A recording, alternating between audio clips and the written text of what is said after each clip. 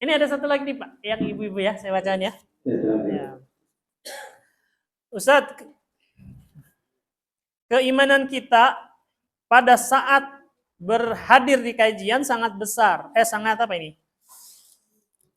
Sangat kuat. Ya, tetapi pada saat kita kembali ke rumah dan lihat realita banyak kelalaian dan kemaksiatan. Iman menjadi lemah. Gimana Ustaz dengan kondisi seperti itu? Ini kondisi yang wajar. Ya, wajar itu bukan untuk dibiarkan. Ya, tapi ini adalah sesuatu yang normal terjadi. Ketika kita berada di majelis ilmu, ketika kita hadir atau misalkan kita dalam sebuah jamaah yang sedang beribadah kepada Allah, ya kita terpengaruh gitu. Ya. Jadi ini sangat wajar sekali ya, dan namanya iman tadi yang saya sebutkan bahwa iman menurut Ahlussunnah wal Jamaah itu dia bukan sesuatu yang flat.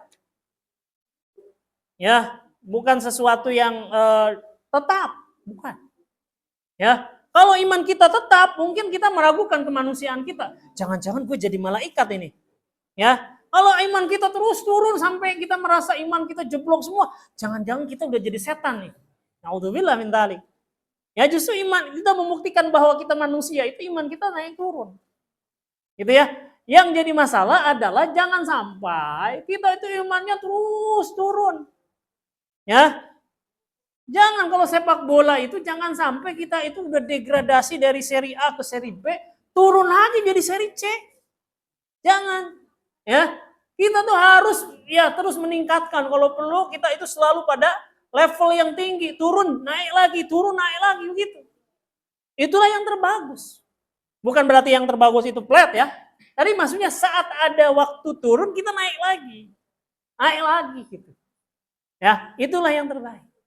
Gitu. Jadi jangan bingung, jangan heran, jangan kecewa kalau saat kita merasakan iman kita ada penurunan.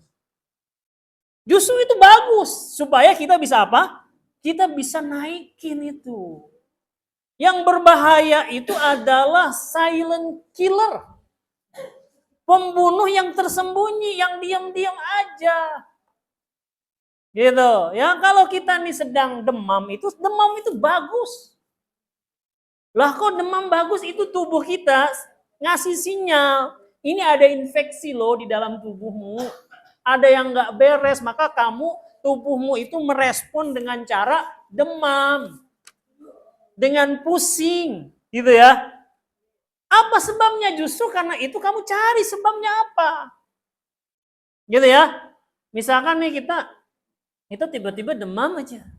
Ternyata kemudian ya lambung kita yang masalah sehingga akhirnya pusing, demam. Ya obati lambungnya. Gitu ya. Oh ternyata kita pusing, ternyata tekanan darah kita tuh tinggi. Ya sehingga akhirnya kita ke dokter, minum obat. Gitu kan? Itu kan bagus. Gitu. Yang kita harus waspadai itu kita merasa everything is okay, saya orang yang paling bertakwa. Begitu aja flat terus. Gitu ya. Padahal banyak sekali kita ketinggalan dari melakukan amal-amal kebaikan. Atau kita melakukan dosa, kita nggak kerasa tuh, kita membiasakan diri. Udah tahu riba itu haram, terus aja kita ya bertransaksi riba, kerja di tempat riba, seolah-olah riba itu dosa ringan. Padahal kata Nabi sama dengan menzinahi 70 perempuan. Nah itu yang bahaya. Gitu. Ya jadi berbahagialah kalau kita merasakan iman kita turun.